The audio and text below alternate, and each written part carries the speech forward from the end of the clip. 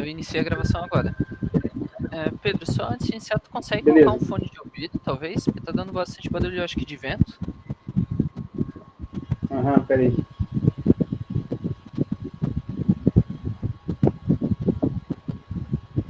E eu não sei se tinha aberto ali o compartilhamento de tela, mas ainda não tava mostrando, tá? Tava mostrando só a webcam mesmo. Tá bem.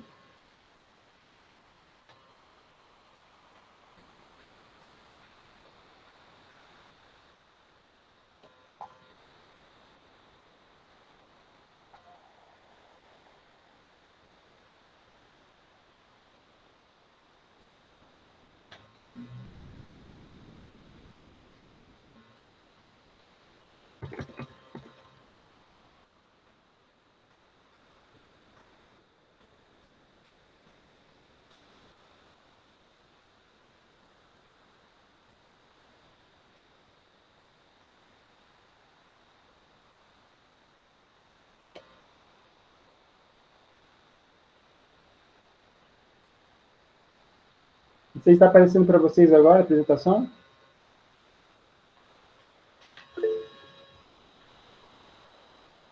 Beleza. Bom dia, então, pessoal. Hoje a gente vai tratar, né, sobre impulso e quantidade de movimento.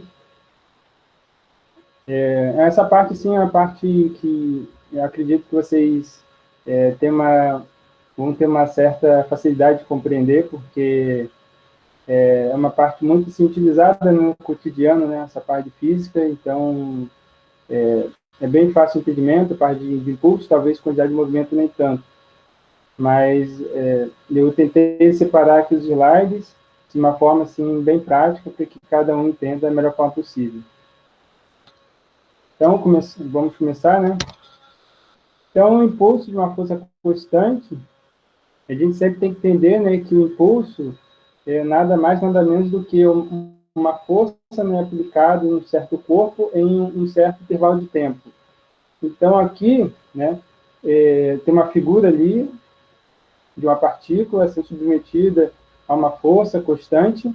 Eu coloquei ele constante, mas quando diz constante, não necessariamente ela tem que ser constante ao longo do tempo. Então, ela pode ser uma força variável, mas que ao longo do tempo seja uma força seja variável. Então, você pode calcular a força média, vamos supor a força 100 newtons em um certo tempo, depois de 90 newtons, você calcula a força média e você trata ela como uma constante.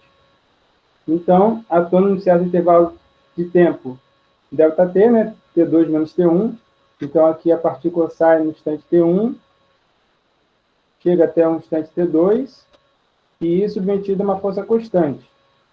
Então, o impulso dessa força constante, desse intervalo de tempo, é a grandeza vetorial. E a gente tem que entender que a grandeza vetorial é uma grandeza que inclui, né, para a gente conhecer, né, o vetor, ele precisa do módulo, do sentido e da direção dele, né? Então, aqui no caso, a força, né, ela está agindo, o impulso, ele está agindo na mesma direção da força. Da força aqui, que é essa seta aqui, né, em direção a partícula. Essas setas, né, em cima aqui das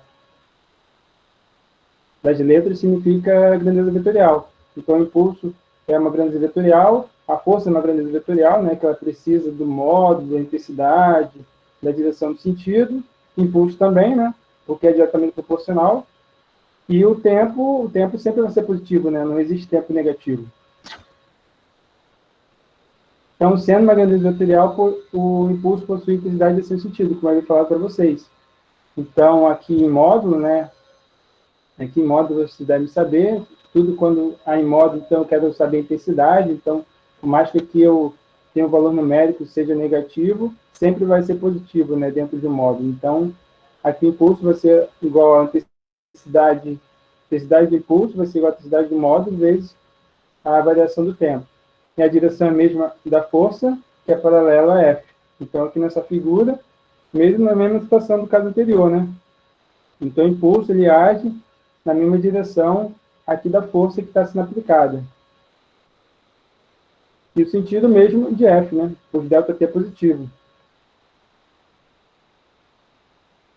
Se for, aqui no caso, a força, né, for direção contrária, né, ao movimento da partícula, então o impulso, ali no caso, vai ser contrário, né, negativo. Então, no sistema tensor de unidades, né, se a unidade de intensidade do impulso é Newton por segundo. Ou também, né, pode ser também aqui Newton por segundo, né, a gente também pode tratar, né, comumente no nosso dia a dia, então a força ela pode ser, vamos supor, quilograma, né, quilograma força. Então, aqui também podia ser a força, né, a gente tratar com um quilograma vezes a força, né, é igual a massa vezes a aceleração, né, de segunda lei de Newton. Então, quilograma vezes a aceleração, né, que é metro por segundo ao quadrado, quilograma metro por segundo ao quadrado vezes segundo vai ser quilograma metro por segundo. São unidades equivalentes. Quando a gente dá a quantidade de movimento e... Então, aqui uns 4 fotos que eu separei, para exemplificar um pouco o impulso, né, no nosso dia a dia. Então, aqui, na figura da parte superior esquerda, eu tenho aqui uma raquete de tênis, porque aqui a bola de tênis, ela chega num certo tempo ali, no instante de tempo em que a bola, né, atinge ali a raquete, né, que ela ali as cerdas da raquete. Então, no curto intervalo de tempo, vamos supor, milésimos de segundo, a forma que a raquete ela rebate, né, a bola, né, ali ela exerce uma força, né, contrária. Então, essa força, num curto intervalo de tempo, é um impulso, né, que está sendo exercido na bolinha de tênis. E aqui, né, uma mãe e uma filha, uma mãe que exercendo uma força, né, no balanço aqui da filha, então, num certo intervalo de tempo pequeno, ela está exercendo impulso aqui sobre esse balanço. Aqui também outro exemplo, né, de um arco e flecha, aqui, em que o arco aqui, né, quando você defletir muito o arco, então aqui o que acontece na flecha, se você... Aqui a gente pode relacionar, né, energia potencial com energia cinética. Então, se você defletir muito o arco, aqui para você lançar flecha, significa que você está, segundo energia, né, que vocês estudaram agora há pouco, né, quanto maior a energia potencial, né, acumulada aqui, né, maior vai ser a transferência de energia, que vai ser a energia cinética. Então, quanto maior que a força, né, a força que eu acumulo aqui com a deflexão desse arco, quão maior vai ser o meu impulso, né? Então, se eu flexiono muito pouco o arco ali para que eu lance a flecha, então eu vou ter um impulso muito pequeno. Se eu flexionar muito o arco, né, eu vou acumular essa energia, então eu vou exercer uma força muito maior, por consequência eu vou exercer um impulso muito maior nessa flecha. E aqui o jogador, né, para quem não conhece Cristiano Ronaldo, né, que joga de futebol, então aquele, vamos supor, está cobrando uma falta, um pênalti, então aqui, quando ele vai cobrar, ele vai bater aqui na bola, no instante que o contato, né, entre a chuteira e a bola, no curto intervalo de tempo ali, quando ele bate ali na bola, em milésimos de segundo, ele exerce uma força que imprime um impulso, né, que seja um impulso pequeno, um passe, um lançamento, um chute, um impulso forte, né? E depende da força que está sendo submetida àquele corpo. Até aí tudo bem, pessoal? Tem uma dúvida? Alguém quer comentar alguma coisa? Beleza. Então, e aqui o gráfico, cálculo gráfico, né, do valor algébrico do impulso. Isso não está tratado na apostila, mas eu quis tratar com vocês, até para forma de entendimento. Então, aqui considere o esquema a seguir, em que uma partícula se movimenta ao longo do eixo X, sob a ação da força constante. Né? Força constante exercendo, né, sobre um corpo e ao longo do eixo X. Então, se a gente traçar o gráfico do valor algébrico de F, né, o valor algébrico numérico dessa força constante em função do tempo, então aqui nós vamos ter, né, se a gente traçar um gráfico, né, de força, essa força constante, né, não muda ao longo do tempo, e no instante T1, no instante T2. Então, eu tenho esse intervalo de tempo, né, e eu tenho essa força constante. Então, aqui é um retângulo, né, então aqui eu posso fazer, calcular a área, né, que é a área igual a força vezes variação do tempo. A área vai ser igual a força vezes a variação do tempo. Como produto, né, a força, né, vezes ΔT corresponde ao valor algébrico do impulso de F, segue que a área é igual ao impulso. Então, a área, né, toda a área embaixo da curva, na curva que você fizer, né, de força vezes o tempo, você vai chegar em que você pode concluir que a área é igual ao impulso. E é caso também que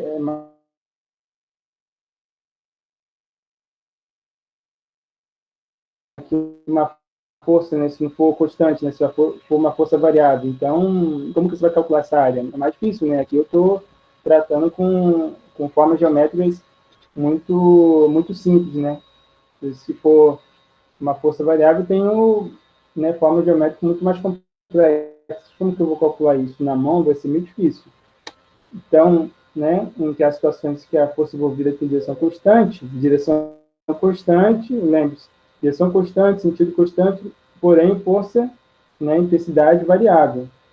Então, nesses casos, porém, sua verificação requer um tratamento matemático mais elaborado. Então, quando eu falo aqui tratamento matemático mais elaborado, significa numericamente, né, você utilizar o computador e através dessa área 1, área 2, né? Então, aqui é a área 1 mais a 2, mesma coisa, a área abaixo da curva, a área acima da curva, é a soma algébrica.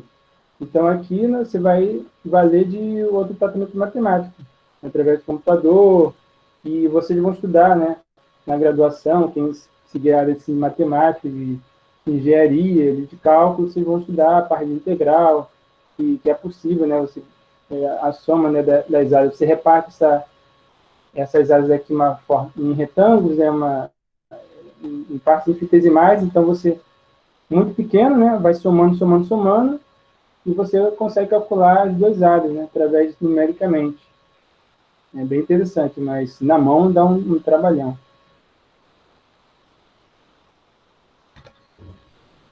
Então, aqui um exemplo que eu peguei do Fundamento de Física do Ramalho, né, um livro muito conhecido aí, do ensino médio.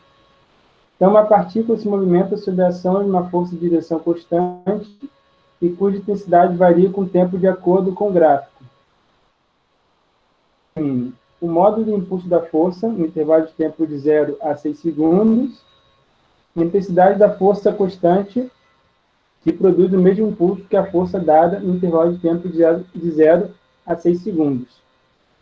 Então, uma partícula, né, então, ela se movimenta em uma força com direção constante, e aqui a intensidade dessa força aqui, né, ela varia conforme o tempo, né, de 0 a 6 segundos, né, de 0 a 2 segundos, a 4 segundos. Então, na letra ele pede o modo do impulso da força no intervalo de 0 a 6 segundos. Então, obviamente, aqui na letra A eu vou ter que calcular a área, né, para eu saber o modo desse impulso, né.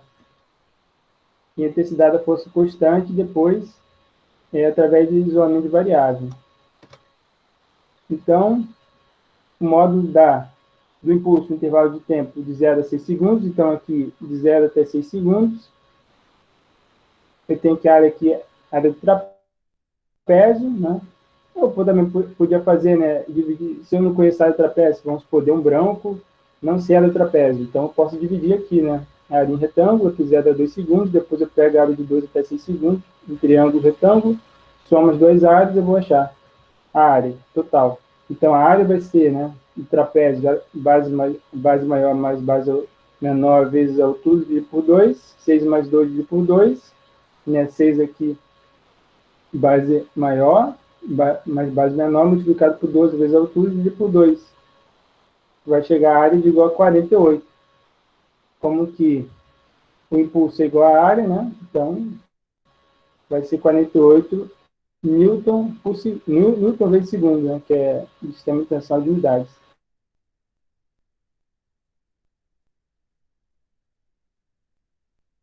o mesmo impulso de uma força variável no mesmo intervalo de tempo, né? Como aqui a força, né, ela é variável, né? Então aqui, ó, 12 segundos, 12 newton, até 12 segundos, depois ela cai, né? Tem decaimento aqui em 4 segundos, vamos supor que 6 segundos, 6 newton, desculpa, depois de 6 segundos, ela tem um valor nulo. Então aqui eu conheço, né? Eu já achei o impulso, né? 48 newton, 6 segundos, e o tempo eu tenho, né, em que a partícula, né, sofreu esse impulso ao longo dos 6 segundos. Então, eu baixo a fórmula, né, impulso igual a força vezes ΔT, então 48 igual a força vezes 6, né, isolando a força igual a 8 newton. Então, essa é a força média, né.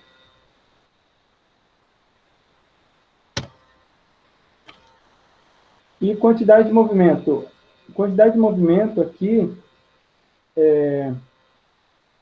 sempre sinto bom a gente salientar que ela é muito parecida, né? Se você já estudar isso no ensino médio, mas ela é muito parecida com o princípio fundamental da dinâmica, né? Força igual a massa vezes aceleração, da segunda lei de Newton. Então, a lição, né, que eu coloquei, a forma, a grosso modo, né? A definição assim, mais básica, que seria que a quantidade de movimento representa a inércia do corpo em movimento, né? A resistência, né? Resistência do repouso do corpo em movimento. Então, aqui, eu tenho aqui a figura, né, de uma partícula, né? Aqui uma certa velocidade, e para eu saber a quantidade de movimento, o movimento linear, né? Lembrando sempre a grandeza vetorial, né? Velocidade aqui, né? Sempre mesmo sentido, direção, né? De uma força, né? Que está sendo submetida. E aqui, né? A massa, né? A massa sempre é uma grandeza escalar, né? Independe da direção, módulo, sentido. Então, a quantidade de movimento vai ser igual a massa vezes a velocidade, né? Quantidade, já que, vamos supor que a massa aqui deve escalar, né? Então eu trato uma constante, né? Então, né, eu posso tratar ela como um número qualquer, né? Então ali só vai variar na velocidade, né? Que a massa eu conheço, a massa não vai variar, né? A massa é constante. Então, o que vai variar aqui é a velocidade. Então, a velocidade que pode variar, né? Módulo, sentido, direção. Então, se a velocidade é a grandeza vetorial, então, consequentemente, a quantidade de movimento também vai ser uma grandeza vetorial. Então, mesmo caso, né, do impulso que a gente viu, né? Então, intensidade módulo, quantidade de movimento é igual a massa vezes o módulo da velocidade, a direção é a mesma da velocidade, que é paralela à velocidade, né? O sentido é o mesmo da velocidade, porque m é positivo, né? Não há massa negativa, né? Da mesma forma que lá que a gente vê o impulso, né? Não há variação de tempo negativo, né? No Sistema Internacional de Unidades, né? A unidade do módulo da quantidade de movimento é quilograma metro por segundo. De fato, de massa, né? Do Sistema Internacional de Unidades é quilograma, e a velocidade é metros por segundo. Então, se a gente multiplicar, a gente vai achar a unidade de quantidade de movimento, quilograma vezes metro por segundo. Quilograma vezes metro por segundo. Então, aqui, né, a gente pode fazer uma relação de quantidade de movimento com a velocidade, né? Então, para m constante, a quantidade de movimento tem modo diretamente proporcional ao módulo de v.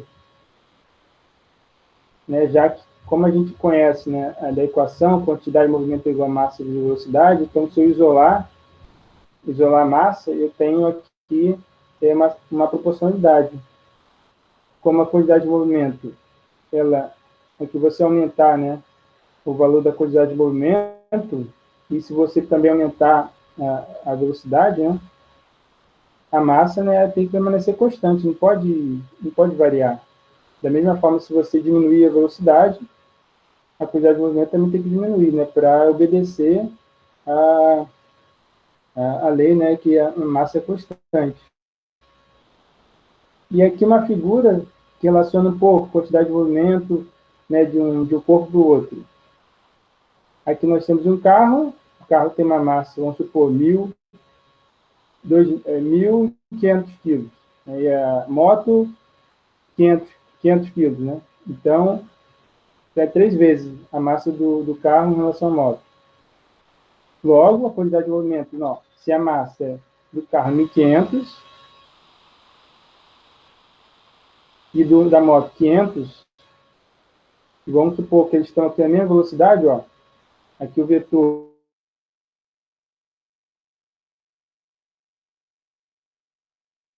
já a quantidade de movimento aqui, ó, do carro, perceba aqui no vetor, né?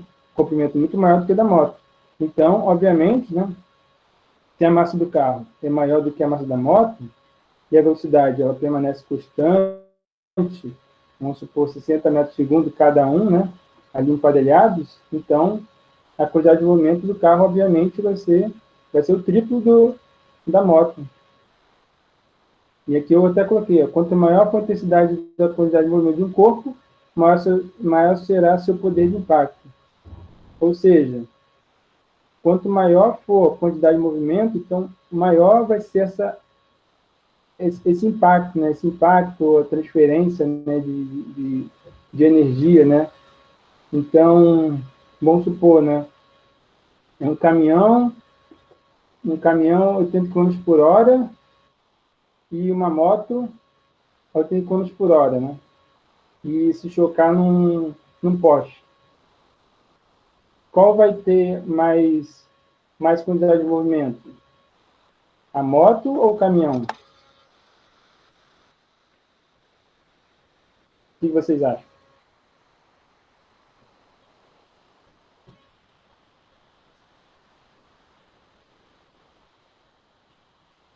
Uhum.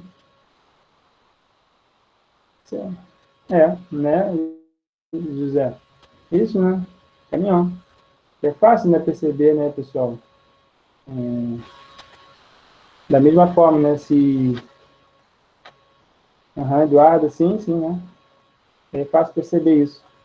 E outro também exemplo, né?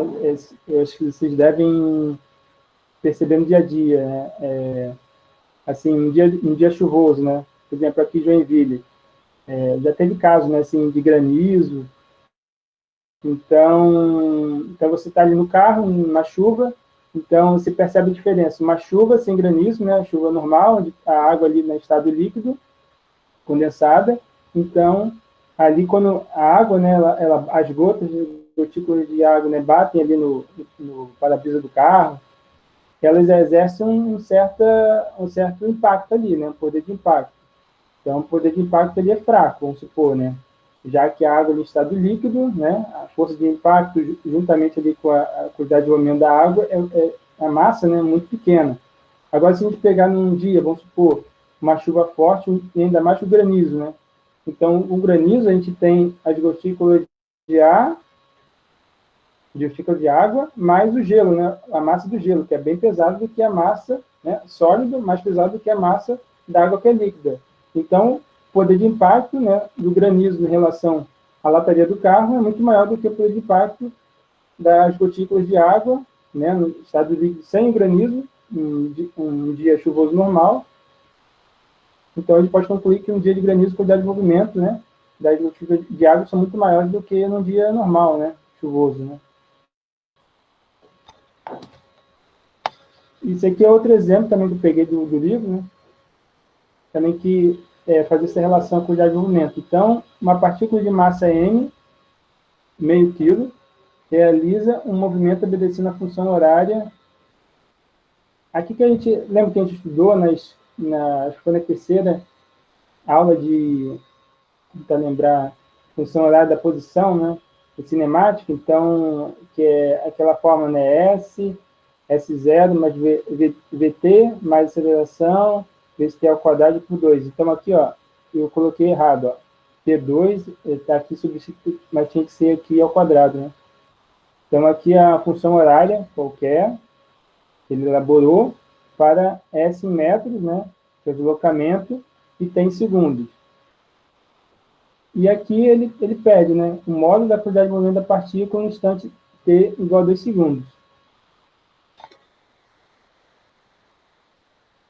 Então, se a gente comparar o que ele deu, a fórmula, né, da função horária, né, essa aqui, né, com a fórmula na equação geral, né, da função horária, então a gente vai concluir que a velocidade inicial, ó, aqui nessa fórmula aqui, né, 5 mais 2t mais t ao quadrado, com a fórmula geral, né, então V0 aqui, ó, perceba a semelhança, né, então esse 2 aqui na frente do t é o mesmo que o V0 na equação geral, e o 3 aqui é o mesmo que a aceleração, né, só que aqui, né, é dividido por 2, né, se é dividido por 2, então aqui, né, já está dividido por 2, 3. Então, seria, no caso, multiplicando, vai ser 6 metros por segundo quadrado. Aceleração. Ora, se eu tenho a velocidade zero, a velocidade inicial, né, 2 metros por segundo, e a aceleração 6 metros por segundo ao quadrado, né, então, daquela função horária da velocidade lá da cinemática, a gente viu, né, para um corpo em movimento uniformemente acelerado, então, nós temos velocidade igual a velocidade inicial mais aceleração vezes t, vai ser velocidade igual a 2 mais 6t. Opa, então aqui, o tempo, qual o tempo que ele quer? 2 segundos, né? Então, só substituo. Para t igual a 2 segundos, resulta velocidade igual a 2 mais 6 vezes 2. Portanto, aqui eu esqueci de colocar uma seta. Velocidade igual a 14 metros por segundo. Essa é a velocidade. Aí, como eu tenho, né, 14 metros por segundo, vamos supor ali uns 60 km por hora. E eu tenho a massa, né, meio quilo essa partícula. Então, se eu quiser saber o modo de quantidade de movimento, basta multiplicar pela massa, né?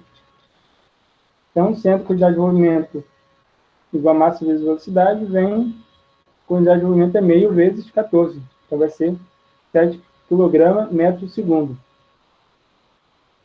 Essa aí é o valor da quantidade de movimento dessa partícula. Teorema do impulso. O teorema do impulso... E aí, tranquilo, pessoal? Acho que eu estou indo muito rápido, né? Não sei se vocês estão pegando bem. Beleza.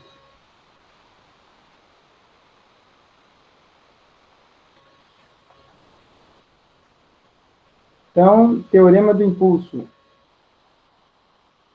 Vocês sabem dizer se a gente consegue ter uma relação de impulso com quantidade de movimento? Vocês acham que há uma relação? Ou vocês acham que é possível que... Vou tentar explicar melhor. É possível a gente escrever impulso em função da quantidade de movimento ou não é possível? O que vocês acham?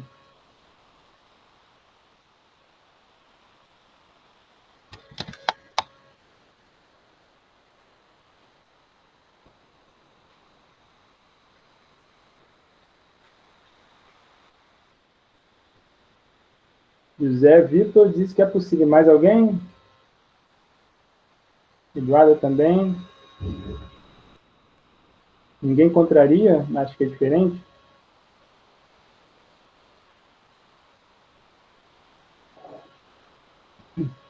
Agora estou em dúvida.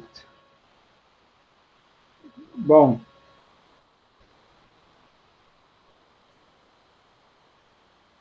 Então aqui, ó, eu peguei uma figura não muito boa, né? Não sei se dá para enxergar, mas eu vou tentar aqui aproximar. O teorema do impulso, o que ele significa, né? Então eu tenho, vamos supor, né? Eu tenho um corpo de uma massa M qualquer, né? Que ele é submetido ao conjunto de forças cuja resultante é FR. Então, o que ele quer dizer aqui? Conjunto de forças cuja resultante é FR, né? Então, esse conjunto de forças então, pode ser força força em direção do movimento, força no sentido contrário, né?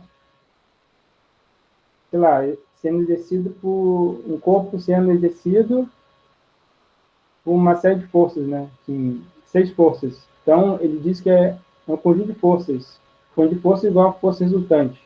Então, suposta constante. Aquele diz suposta constante. Então, né, não varia em um certo intervalo de tempo. Da mesma direção da velocidade. Então, aquele está cruzando na direção da minha velocidade. Não está cruzando na direção contrária, né? Então, pelo princípio fundamental da dinâmica, né? Eu tenho, né, que a força resultante é igual à massa de desaceleração, né? Então, eu sei que, aqui, eu tento aproximar aqui a figura. Então, aqui eu tenho, né, uma partícula, né, submetida a um conjunto de forças, a força é resultante, né, que é, ele supôs uma força constante, né, não uma força variável, lembre-se disso, e é uma certa velocidade, V1, né. Então, aqui, ó, aqui acho que está meio apagado, que é a massa, mas ele se deslocou, né, ele recebeu uma força resultante e se deslocou. No instante de tempo T1, beleza. Então, o que acontece? Então, eu sei que a aceleração é a variação de velocidade sobre o tempo, né? Sendo a aceleração igual a ΔV sobre ΔT. Beleza. Como a força resultante é massa vezes ΔV sobre ΔT, eu posso relacionar, né? Que a força, eu posso jogar para cá, né? Isolando aqui, jogo o ΔT para o outro lado, né? Passo multiplicando. Então, a força resultante vezes ΔT igual a massa vezes ΔV. Ora, ΔV é variação de velocidade. Só que aqui ele saiu do instante T1, né, numa força V1, uma velocidade aí por 20 km por hora. E ele foi no instante T2, vamos lá, percorreu 10 segundos, na mesma força, com força suposta constante, uma velocidade V2 igual a 60 km por hora, em tempo T2, 20 segundos. Então, aqui, se a gente fizer, né, a massa permanece constante. Se a gente fizer a variação da velocidade final, V2, menos a velocidade inicial, V1, né? E eu sei que a força resultante vezes ΔT é igual a impulso. Ora, eu já cheguei numa relação aí, né, de impulso com quantidade de movimento. Ó, aqui na letra B aqui da figura abaixo, ó, quantidade de movimento no instante T1 é massa vezes V1, né? Aqui a direção sentido constante do corpo, né? Impulso é a mesma coisa, né? Mesma direção constante da força resultante. Então, o corpo ele é submetido ao impulso resultante, impulso aqui resultante, né? Por quê? Ele está submetido a uma força resultante, um conjunto de forças, porém constante, né? Em um certo tempo T1, depois de um certo tempo T2, ele tem uma certa quantidade de movimento, T2 e V2 e uma certa velocidade. E o impulso resultante, né, ele permanece o mesmo. Então, aqui, então, FR, então, força resultante é igual a massa, V2 igual a MV1, né, pois a força resultante, né, é a mesma, né, no caso ali, numa variação. Como a força resultante vezes o tempo é igual ao impulso resultante, aqui eu esqueci de colocar no subscrito, né? Então, MV2 é igual a Q2 e MV1 igual a Q1. Então, nós podemos escrever, né? Impulso resultante é igual a Q2 menos Q1, que é igual à variação da quantidade de movimento. Então, o impulso resultante nada mais, nada menos do que a variação da quantidade de movimento do corpo no instante final menos o instante inicial. Então, o impulso da posição em intervalo de tempo de tempo é igual à variação de velocidade de movimento do corpo no mesmo intervalo de tempo. Basicamente, é isso, né? Relação de impulso com quantidade de movimento. E sempre é bom lembrar, né, que são grandezas, essas grandezas vetoriais, né, de impulso, quantidade de movimento, elas são bem equivalentes. Por quê? O impulso ali, como a gente viu, é Newton vezes segundo, né? E a quantidade de movimento é quilograma vezes metro segundo. Ora, se 1 quilograma é igual a mais ou menos 9,8 newtons ali, 10 newtons, então as grandezas ali são equivalentes, né? Só a grandeza de Newton, né? Que é 10 newtons igual a 1 quilograma força. Só que como eles são equivalentes, os nomes físicos, vamos supor, 1 Newton adotou igual a 0,1 quilograma força, né? Isso é uma unidade que eles adotaram, mas as grandezas são as mesmas, né? Massa vezes velocidade, impulso, força, né? Que é massa vezes aceleração, as grandezas físicas são as mesmas, não mudam. Então, a gente pode dizer que há uma equivalência ali entre impulso e quantidade de movimento. Alguma dúvida, pessoal? Posso prosseguir? Todo mundo está entendendo tudo?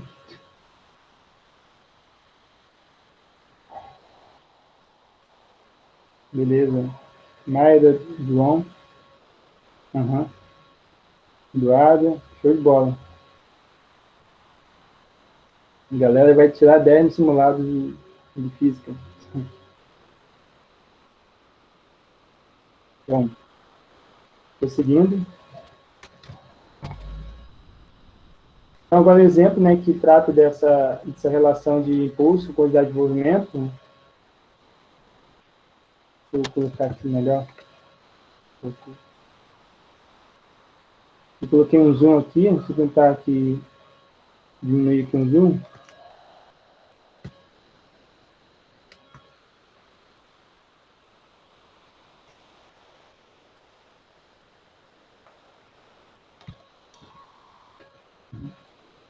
Então, aqui da força...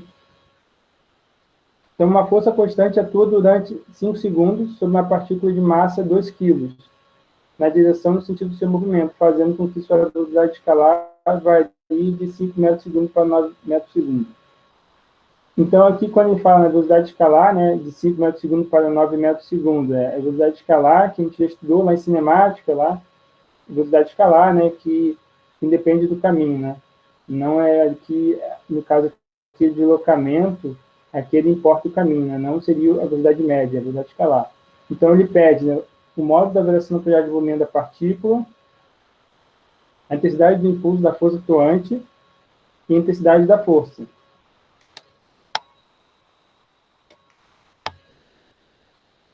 Então, aqui, né, primeiro, né, a gente vai ter que calcular, né, aqui quando pede o modo da variação de movimento da partícula, eu sei a massa, né, eu sei a velocidade, ó, ele variou de 5 metros por segundo para 9 metros por segundo, então eu posso achar ali a variação de movimento. E eu tenho tempo, né, então a quantidade de movimento inicial Q1 e final Q2 da partícula são dados pelas fórmulas. Q1 igual a M vezes V1 e Q2 igual a massa vezes V2.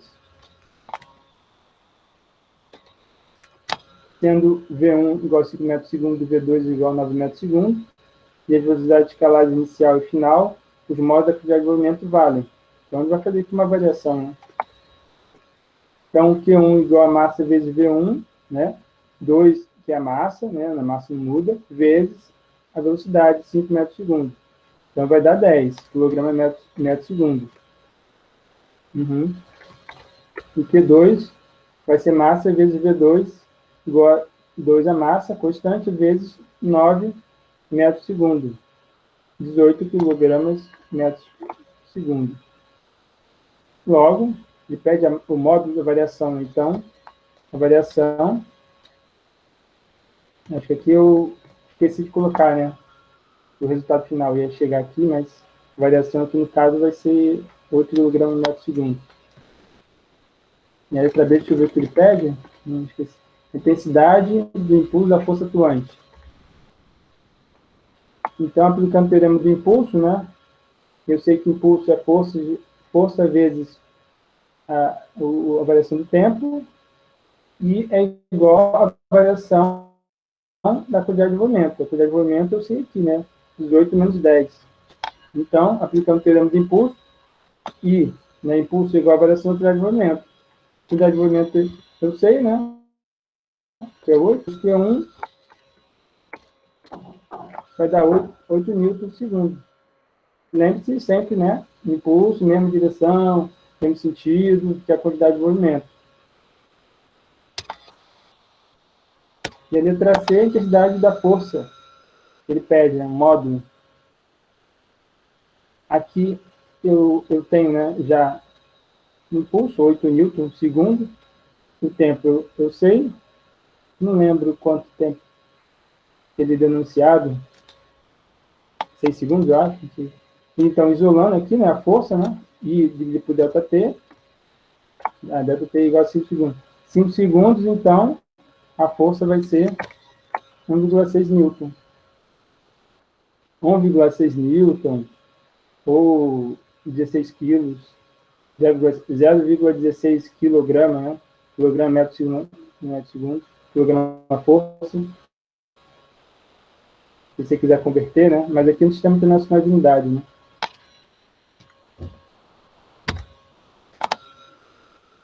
Eu trouxe aqui também para vocês uma parte de curiosidades que eu peguei na internet, né? Que acredito que todos saibam aqui, a maior parte, né? Que hoje os carros, né, atualmente são equipados com equipamento de segurança, né? Isso é muito estudado, né? Na lei de trânsito, né? De segurança internacionais. Então, hoje os carros, praticamente todos, sim, os carros todos, né, lançados, eles possuem airbags infladas de ar para proteger o motorista de possíveis danos, né, evitar danos maiores. E são vários airbags, né, dependendo do carro, né, for um carro de luxo, então ele tem 8 airbags. Geralmente os carros mais comuns, né, vamos supor Gol, carros da Gol, da Fiat, né, carros assim mais comuns, e tem 2 airbags, então ali no motorista e ali no carona. Então, para que servem os airbags? Justamente para minimizar, né, os danos ao motorista, aos ocupantes. Então, aqui eu peguei uma curiosidade, né, que airbags frenais e menos traumáticos. Então, aqui na fotografia,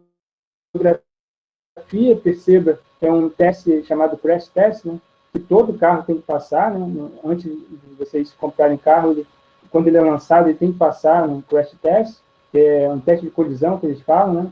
Então, o carro, ele é lançado, ele tem um impulso, eles tem uma máquina que lança o carro em uma certa velocidade em direção, sei lá, um muro, alguma coisa assim.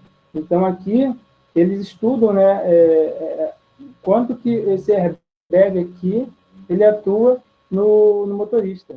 Aqui tem um dummy, né, que a gente chama de um boneco, né, e aqui é o airbag, essa bolsa aqui branca, aqui inflável, né, que minimiza, né, os danos sofridos pelo motorista. E aqui ele tem essa relação, né, airbag com que a gente está estudando, tem implicação muito prática, né, impulso, quantidade de movimento.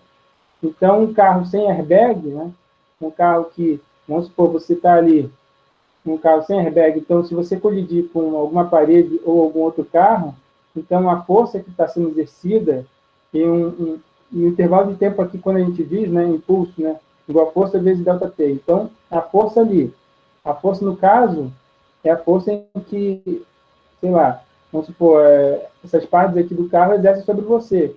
Então, a variação do tempo ali, o carro sem airbag, vamos supor, um carro só com cinto de segurança, então, essa força contrária que bate entre você, em um certo intervalo de tempo, ela é variável, né? Então, e com carro airbag, ele tende a aumentar essa variação do tempo, né? Como você vai aumentar essa variação do tempo, então o impulso ali, a força sobre você vai ser menor.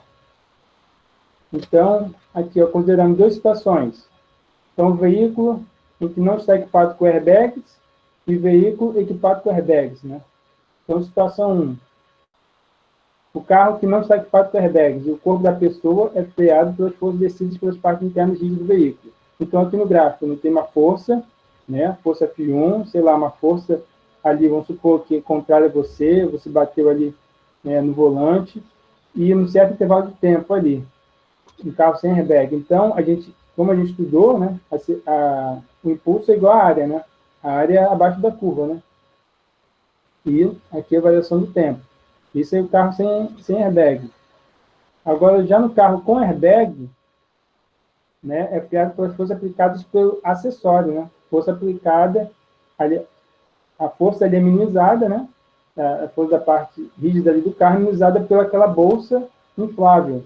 Então, como é minimizado, então o tempo ali em que você está recebendo a força vai ser maior, né? Vai ser maior. Então, aqui, a força, né? Ela é menor, justamente, né? E a variação do tempo, ela é maior. Consequentemente, né, a área, né, aqui, a 2, né?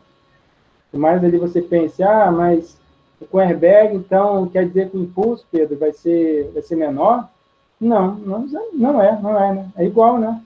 Só o tempo que aumenta e a força diminui, já com sem airbag a força aumenta e a variação do tempo diminui, mas a área são as mesmas, né? Então, com a utilização do airbag, o intervalo de frenagem é maior. Ou seja, a variação do tempo 2, né? Aqui, esse aqui, né? Da situação 2 é maior do que a situação da situação 1. Como a área A1, né? A área anterior do carro sem airbag é igual à área A2 do carro com airbag, eu sei que como a força na situação 1 é maior do que a força na situação 2, podemos concluir, né? Que o carro com airbag, os possíveis traumas no corpo da pessoa são menores, já que as forças impactantes sobre eles são de intensidade menor. E de fato, né? Por isso que hoje os carros, né, são praticamente equipados com muitos airbags, justamente para diminuir essa força, né, que impactante sobre os ocupantes.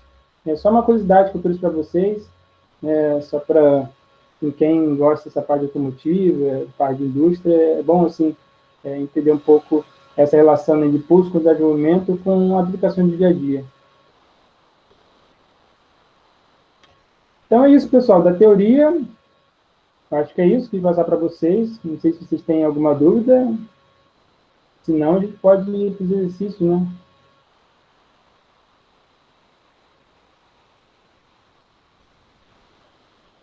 Não sei se alguém quer perguntar, falar no microfone.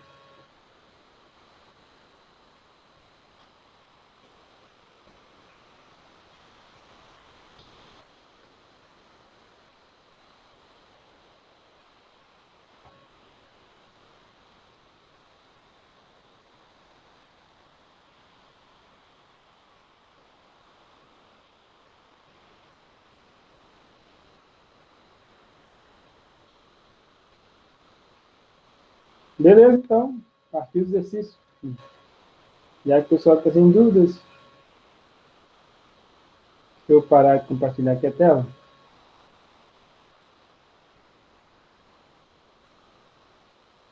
Só um instante, pessoal. Vou compartilhar aqui a tela com vocês. Só um instante mesmo.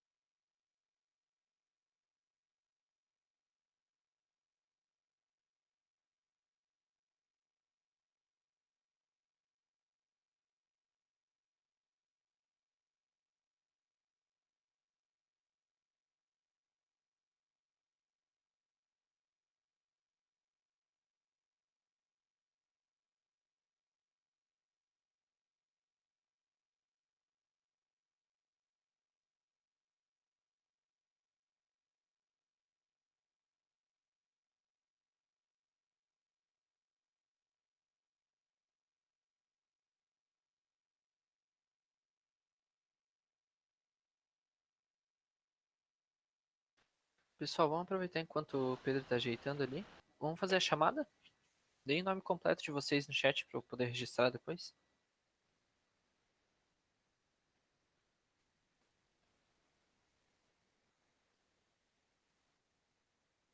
Pode continuar, Pedro. Obrigado.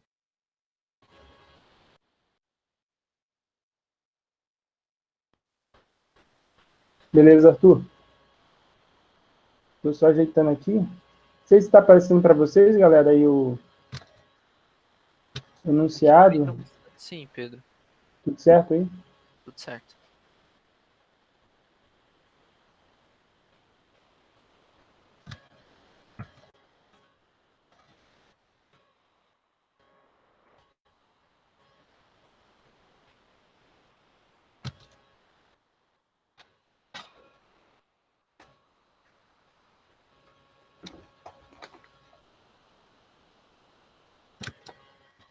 Bom, então, aqui, né, enunciado da... Isso aqui eu peguei do... Não sei se vocês já deram uma olhada, mas essa questão aqui é da apostila, né, de vocês do pré-vestibular. Então, aqui é a primeira questão da FUVEST, vestibular da FUVEST. Aqui ele fala, né, num jogo de futebol, a bola bate na trave superior do gol. Suponha que isso ocorra numa das quatro situações, representadas esquematicamente a seguir. 1, 2, 3 e 4. Né? Então, 1 é a trajetória da bola, bate na trave, a trajetória da bola que bate na trave, volta, a trajetória da bola bate na trave, ventricular, vai. A trajetória da bola está contida no plano das figuras, que é o plano vesticular, plano vertical, perpendicular, trave superior do gol. Sabendo que o modo da velocidade é o mesmo em todas as situações, antes e após ser batido pela trave. Pode afirmar que o impulso exercido pela trave sobre a bola é maior em 1, maior em 2, maior em 3, maior em 4, igual ou igual nas quatro situações.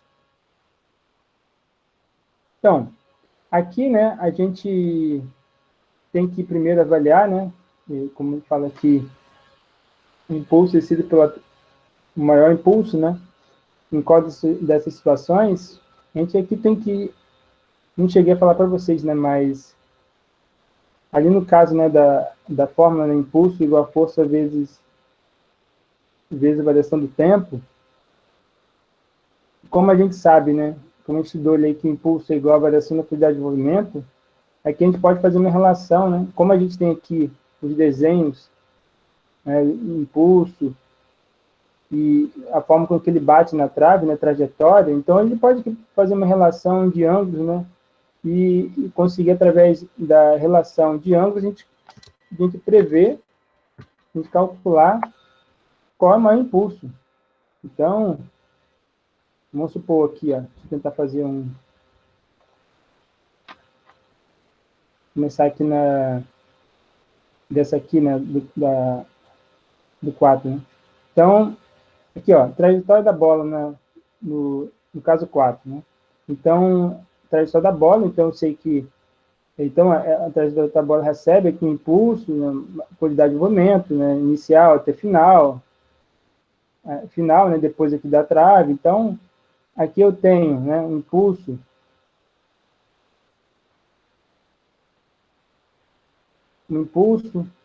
então aqui, quando ele bate aqui na trave, né, a quantidade de movimento é transferida, né, quantidade de movimento inicial, quantidade de movimento inicial e final.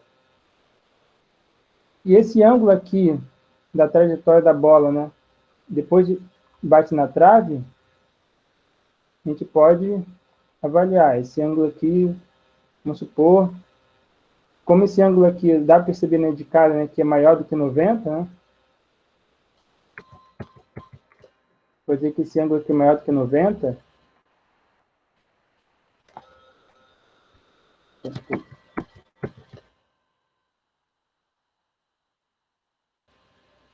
vamos deixar aqui já, aqui. E eu sei que lá da nossa equação, né, como impulso, né, impulso máximo, né, lá da equação, vou colocar aqui a equação, né, variação, impulso igual a força, vezes delta P,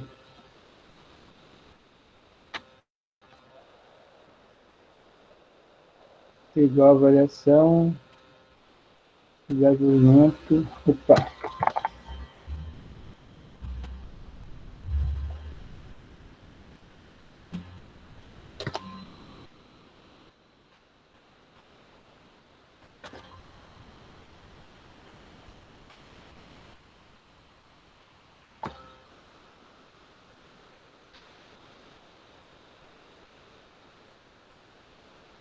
Então, nesse caso aqui, né, eu tenho uma variação de quantidade de movimento, e esse ângulo aqui da quantidade de movimento inicial com a quantidade de movimento final é maior do que 90. Tá, vamos deixar aqui. Então, no caso 3, a trajetória da bola aqui, quantidade de movimento inicial com quantidade de movimento final, né, depois que ele bate na trave, ele faz aqui um ângulo de 90 graus, né, então, 90 graus.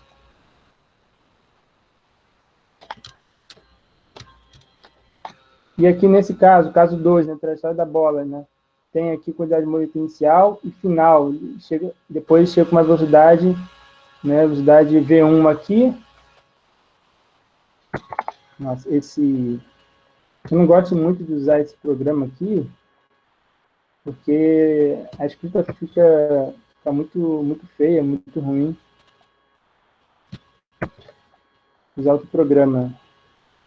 Então, V2 chega com uma certa velocidade. Então, aqui, né, como a massa, né, permanece constante, então, aqui a quantidade inicial, a quantidade de movimento inicial, final, ele faz um ângulo aqui, né, como que é visível, né, a gente sabe, né, ângulo agudo menor do que 90.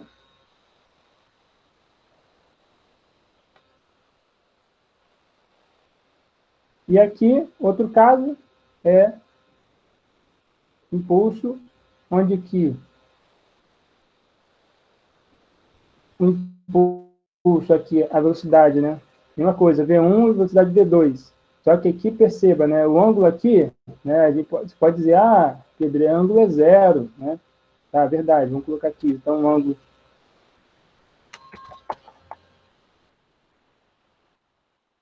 pode ser zero ou, né? Ou pode ser 180 graus, né?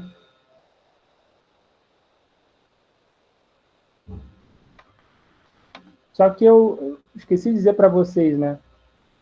Aqui, no caso, né? Como a força, né? Ela está na mesma direção, né? O impulso é máximo, né? Quando a força, ela está na mesma direção,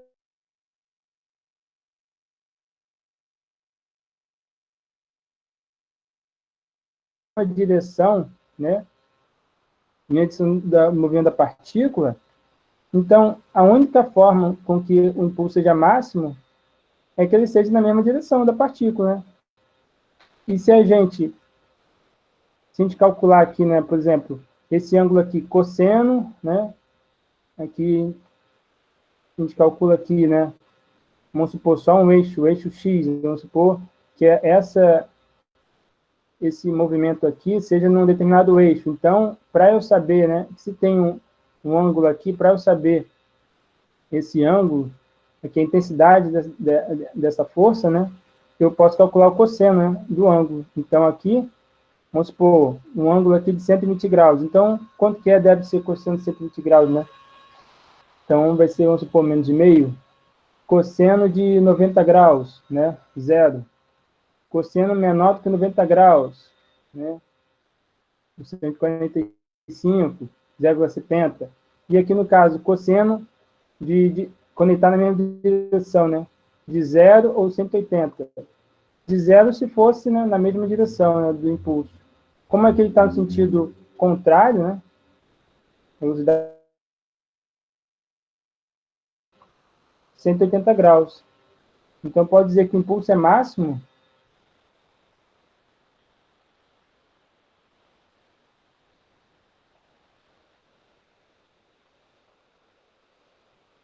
O impulso é máximo. Aqui no caso, né, a quantidade de movimento, a variação da quantidade de movimento, né? Então, a quantidade de movimento final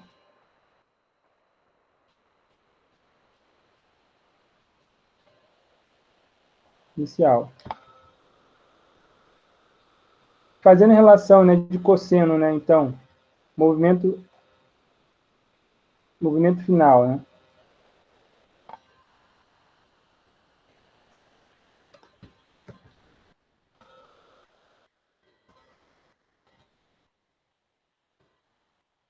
Parou na explicação, José? Não entendi. Voltou agora? A internet que travou. Então, aqui, como a velocidade, né? A velocidade aqui, né? Final, o cosseno, né? Quando que eu posso, o impulso, né, pode ser máximo, né? Somente quando eu tiver cosseno, né? Cosseno máximo. Quando que o cosseno é máximo? Quando o ângulo for igual a 1, né? Mas aqui no caso, a velocidade final, né? A velocidade final é... Vamos tentar colocar aqui melhor.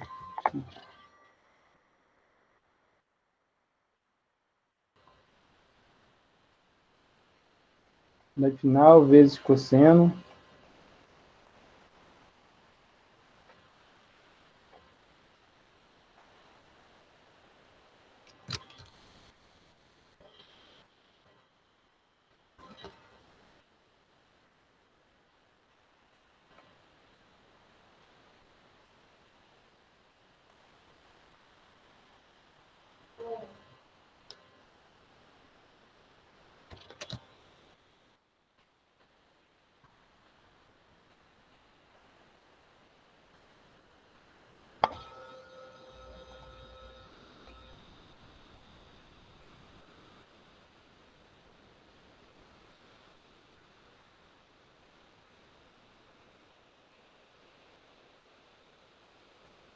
Então, quando quantidade de movimento, né?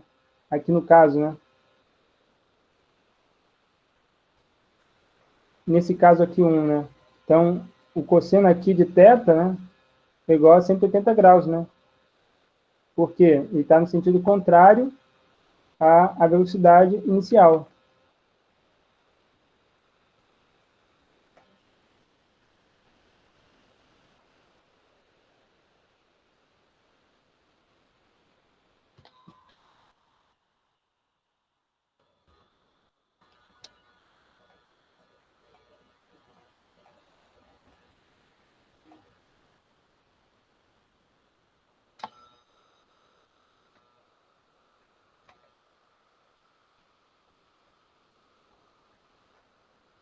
Menos a massa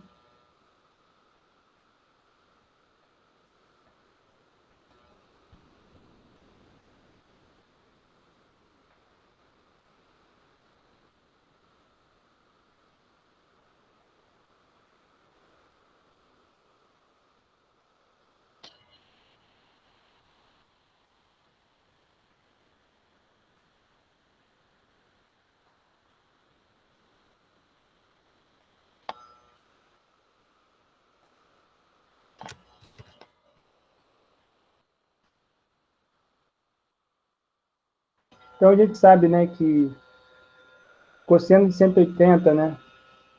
Quanto cosseno de 180 é? Menos 1, né? Então, massa vezes velocidade final vezes cosseno de 180, menos 1.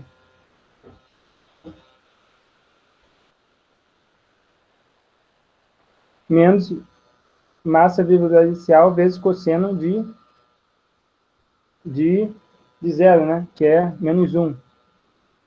É menos 1, né? Então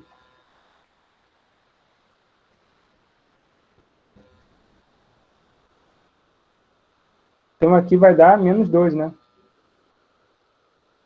Mas, olha, mas lembra que eu falei para vocês, né, que o impulso, aqui ele é uma grandeza vetorial, né? Preciso colocar aqui vetor.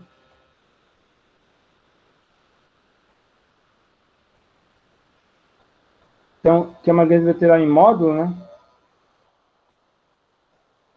Então, como o resultado deu menos 2, em módulo, vai ser igual a 2. Então, o impulso máximo aqui, no caso, vai ser 2. Agora, se eu quisesse substituir, né, aqui o ângulo, né, fosse 180, fosse 90, né, substituindo aqui, né, cosseno de 90, né, vai dar 0, 0, 0, né? Substituindo aqui, no caso, for θ menor que 90, né, 45. Então, seria também menor, né, do que 2, né? Nenhum desses casos aqui, né, o 1, 2 e 3, não, o 2, 3 e 4 ultrapassaria o caso 1, né? Não chega a ter impulso máximo. Então, a única alternativa é letra A, maior em 1. Não sei se vocês entenderam, acho que eu... Aqui, quando eu anotei, acho que ficou meio muito confuso para vocês entenderem.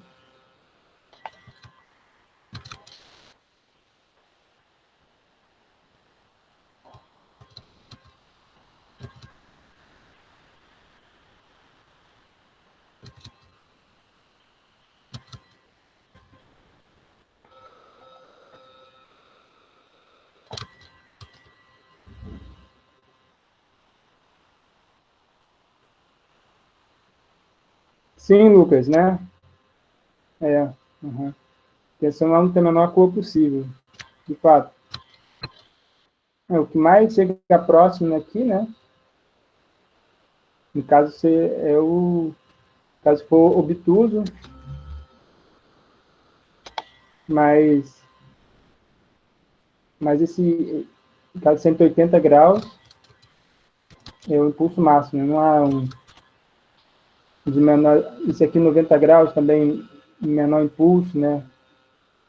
90 graus aqui maior que 90, também tem a mesma semelhança, né, com no caso 2, né, porque são simétricos, né.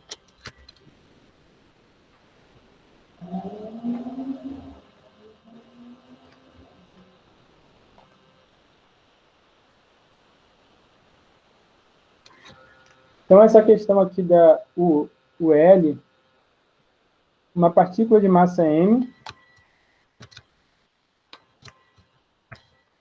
moves, massa M igual a 2 kg, moves com velocidade escalar de 3 metros por segundo, no instante em que recebe a ação de uma força F de intensidade constante, que nela atua durante 2 segundos. A partícula passa, então, a se mover na direção perpendicular inicial, com quantidade de movimento de modo 8 kg vezes metro por segundo. A intensidade da força F em Newton vale. Então, aqui, né, tem uma partícula submetida a velocidade zero, velocidade inicial, uma quantidade de movimento inicial zero, e ela recebe uma força F, que acaba fazendo com que ela mude de direção, uma direção perpendicular à inicial que ela estava. É a quantidade de movimento do modo inicial, e final, né, 8 kg metro por segundo. Então, ele perde a intensidade da força em Newton, né? Bom, então aqui, né, primeiramente a gente precisa saber a quantidade de movimento, né? Quantidade de movimento inicial, né? Então,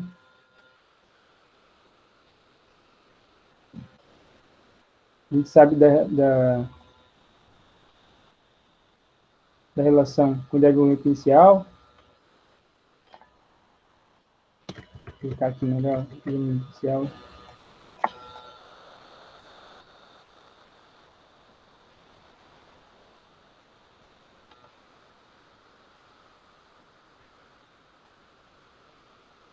Então, eu sei que a massa, né, é constante, né, 2 quilos. Então, a velocidade eu sei, né? Velocidade 3 metros por segundo. Então, a massa 2. vezes 3. Então, aqui, já sei que a quantidade de movimento inicial, né, igual a 6 metros, 6 quilogramas, desculpa.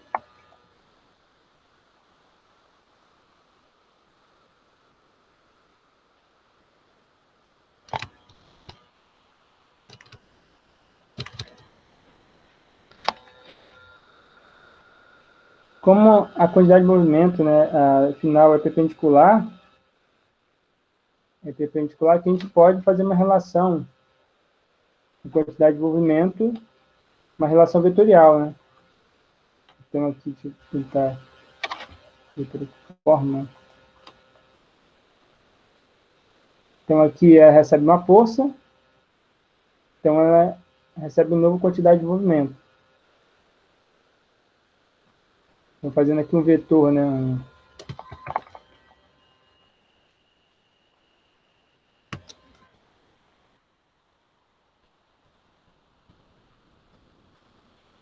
Quantidade de movimento Q1.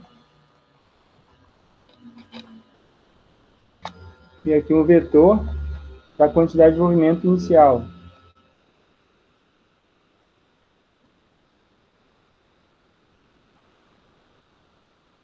Então, ele quer saber a intensidade da força F, né? Então, eu preciso saber a quantidade de movimento, né? Que varia, né? A quantidade de movimento final menos inicial. Sabendo a variação na quantidade de movimento, eu vou conhecer a força. Pois eu tenho aqui um intervalo de tempo de 2 segundos. Então, fazendo um triângulo aqui retângulo. Da alimentação vetorial, vocês sabem que o teorema de Pitágoras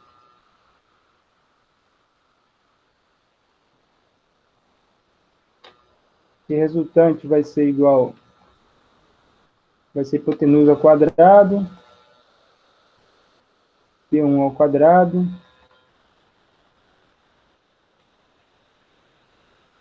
acho que 0 ao quadrado, isso vai ser igual, ora, Q1 a gente tem, né? Q0, desculpa, 6 ao quadrado, e Q1 ele deu enunciado.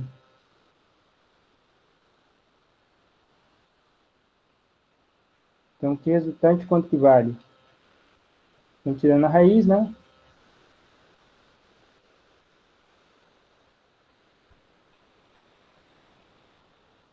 Aqui 64, 36, vai dar 100, né?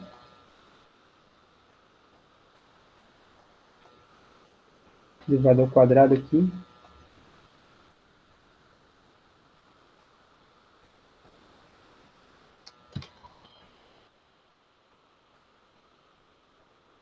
Então, raiz de 100 vai ser igual a 10, né?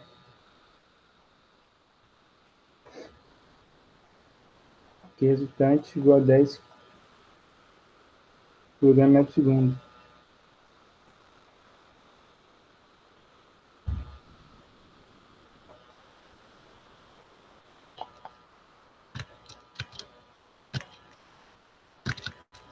Se eu tenho quantidade de momento resultante, eu consigo achar a força. A gente sabe que impulso, né? Impulso igual a variação da quantidade de movimento, ou que resultante aqui no caso, né?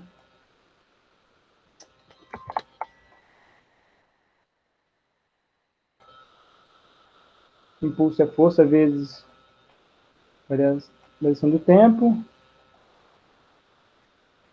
ou variação da quantidade de movimento, que é igual a QR aqui no caso. Né?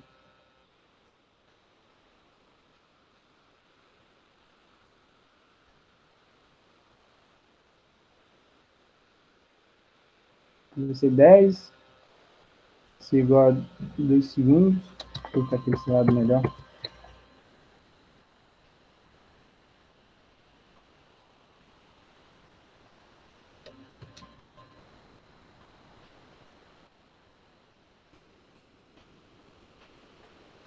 Uma força, passo 2 para o outro lado, força igual a 5 newton.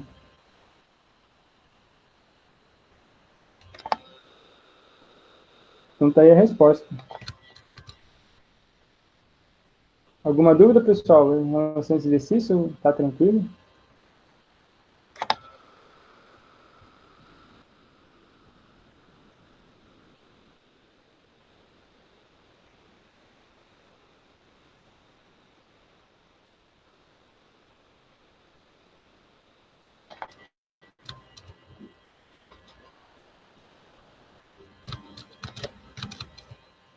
Beleza.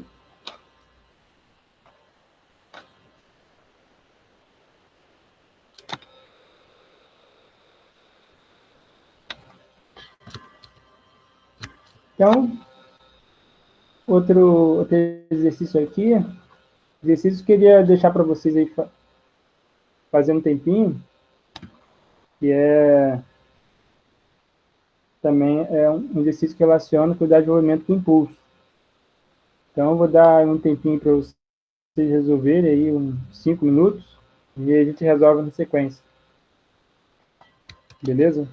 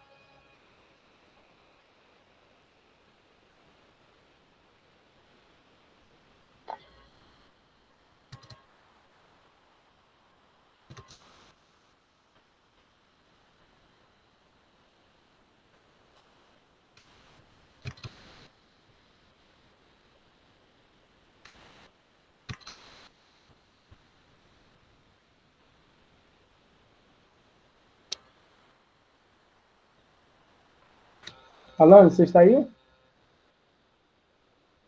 Tô sim, Pedro. Então, a aula vai até que horas? 11h50? 10 Até para 11h50, dia? tem mais 20 minutos ainda. Então, eu não sei se eu vou poder dar aula até 10 para meio-dia, porque eu tenho que buscar o carro na concessionária, então, se 11h40 tem que sair, porque fecha a concessionária meio-dia, então é um pouquinho Suave. longe. Não sei se tem algum problema. Uhum. Não, tudo bem, Pedro. Só A pretensão é que... Uhum. vai fazer daí com eles a resolução desse exercício ainda, né? Esse último exercício aqui, né? Não, Aqui tudo é bem uns então. 3 minutos eu resolvo, ver o que eles fazem. Tudo bem, sem problema.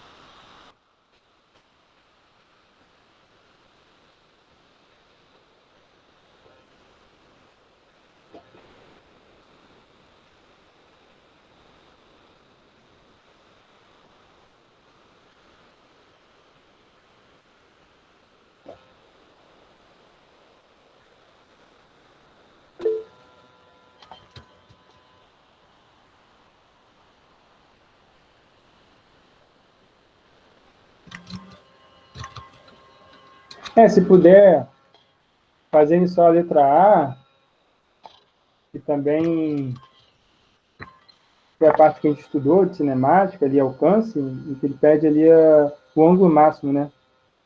Em que a bola sai, né? O goleiro chuta e chega a outra baliza. Ali a letra A já está de bom tamanho. É bom para vocês já lembrarem o conceito que vocês estudaram.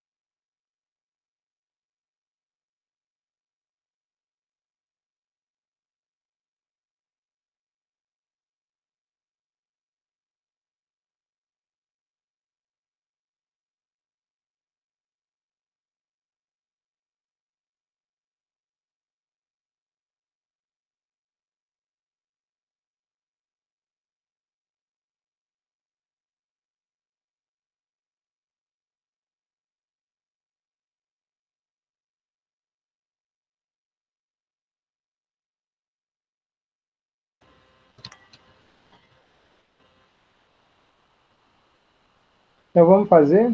Não sei se o José chegou numa resposta, José.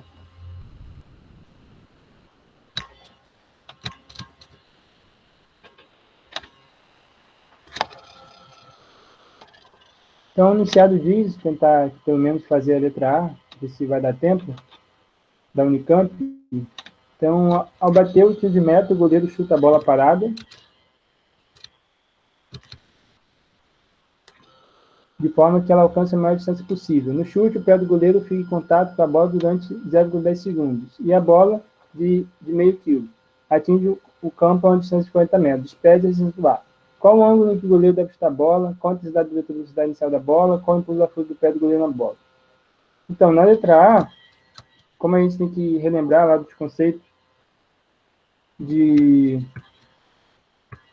de cinemática, né, ali de alcance, ali de movimento parabólico, então o que a gente tem que fazer, né? A gente sabe aqui o alcance, né, de uma baliza até outra que o goleiro chutou, a velocidade inicial zero. Então a gente sabe que o movimento retilíneo uniforme, né, lá do quem estudou MRU, né, MRU, o retilíneo uniforme, que é só, nesse caso parabólico, que é somente no eixo X, né? É somente no eixo X. Então, aqui que eu tenho que fazer, né? Se ele movimento retilíneo uniforme, se aqui ele caminha sem aceleração, né? E aqui ele exerce aqui no eixo Y uma aceleração gravitacional, né? Sujeito à aceleração gravitacional, e MRUV, movimento invariado, e aqui MRU, eu posso fazer aquela relação que a gente conhece, né? X, né? Espaço final menos espaço inicial, mais velocidade vezes o tempo, né? Vezes o tempo. Olha, se eu conheço, se o tempo do alcance, o tempo que ele leva aqui é o mesmo tempo que ele leva na altura máxima, é o mesmo tempo que ele leva até chegar ao solo, então eu sei que lá daquela relação da função horária da posição, se eu substituir aqui, né, eu vou ter que o tempo vai ser igual, que é chamado tempo de alcance, vai ser 2 vezes o tempo que ele leva daqui do instante inicial até o instante em que a partícula chega no máximo, né? Então vai ser 2 vezes zero. Aqui eu estou fazendo rápido, tá, pessoal? Porque lá no slide vocês vão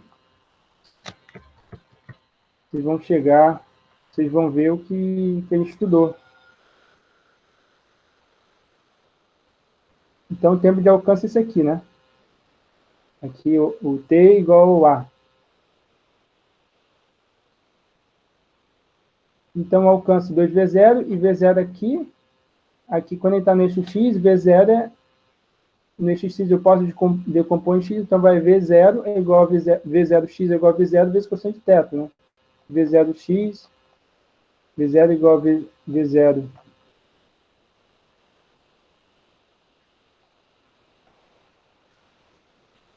cosseno de θ, né?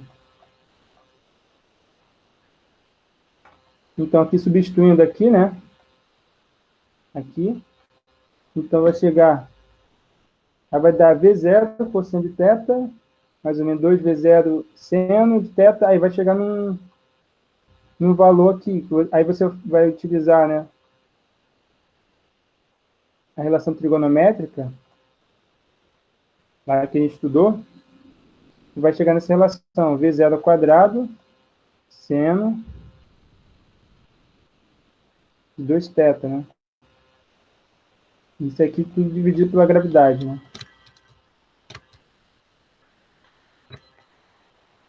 Então, aqui, aí ele pede, né? Qual o ângulo que o goleiro deve chutar a bola? Olha, qual o ângulo que ele deve chutar a bola? Então, esse seno de 2θ aqui é o ângulo aqui que sai aqui do instante inicial, né, da velocidade inicial. Então, esse ângulo aqui tem que ser máximo. Mas quando o ângulo é máximo? Quando o seno de 2θ, né? Θ, seno varia de quanto até quando, né? Menos 1 até 1, né? O máximo, né? Mas de módulo ali de 0 até 1. Então, isso aqui, esse valor aqui tem que ser igual a 1. Aqui tirando o arco cosseno, né? Então vai ser 2θ. Vai ser igual a... Quando seno de θ é igual a 1, né? Vai ser igual a 90 graus. Então, θ vai ser igual a 45.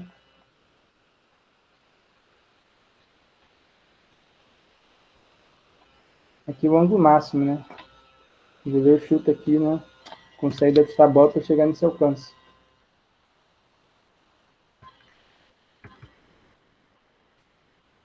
Acho que é isso, não sei se vai dar mais tempo, é 11h40, mas depois vocês podem conferir com o monitor lá, a letra B, a letra C. Aqui basicamente, né? Aqui V0, aqui vocês vão substituir, né? Vocês têm o T, vocês têm o alcance, né? 40 metros. O V0 vocês querem saber. O seno de 2θ vocês têm. 2 vezes 45 vai dar 90 dividido pela gravidade. Aqui ele considera a gravidade, vamos supor 10. Aí vocês vão achar o V0. Aí na letra C é o impulso, né? O impulso é a variação da quantidade de movimento, né? Meio você sabe, né? A massa, né? V0 você achou. Então você multiplica meio vezes V0, 20, vai dar o valor que você quer. Então é isso, pessoal. É isso, espero.